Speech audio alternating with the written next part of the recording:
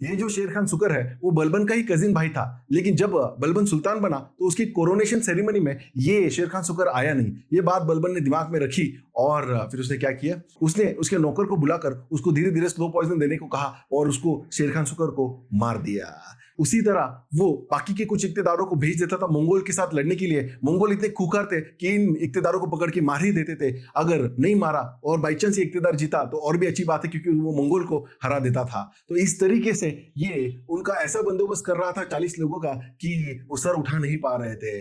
और एक एग्जाम्पल है मलिक बर्बक का। ये जो मलिक बर्बक है वो भी इसका कजिन था और एक इक्तेदार था। अब ये मलिक बर्बक इसके खिलाफ साजिश कर रहा था। जो इसको पता चला तो एक बार कभी तो 2-3 साल पहले इस मलिक बर्बक ने अपने गुलाम को मारा था मतलब 2-3 कोड़े लगाए थे, जो कि एकदम आम बात थी उस समय की।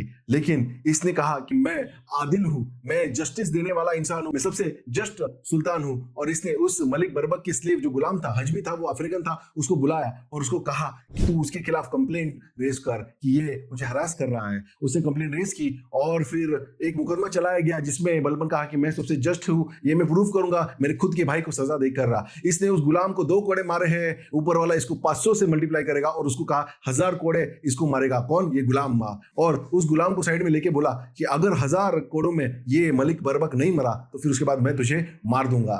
उस गुलाम ने मलिक बर्बक को इस तरीके से मारा कि 500 कोड़ों में ही वो मलिक बर्बक मर गया। तो इस तरीके से पूरे दिमाग से इसने उन 40 लोगों को ऑलमोस्ट खात्मा कर दिया, या इस तरीके से रखा कि वो अपना सर ना उठा पाए। इन्हीं 40 लोगों पर नजर रखने के लिए उसने स्पाइस लगाए। उसने ये भी डिक्लेयर कर दिया कि रॉयल मैरिजेस जो है वो उसको पूछे बिना नहीं होगी, क्योंकि क्या हो जाता था, ये लोग 40 लोग आपस में साथ में आते थे और सुल्तान के खिलाफ साजिश करते थे और दोनों एक साथ रहे पूरी साजिश में, इसलिए वो आपस में शादी करवा देते थे ताकि वो रिलेटिव्स बन जाए और पूरी तरीके से फाइट करे सुल्तान के खिलाफ।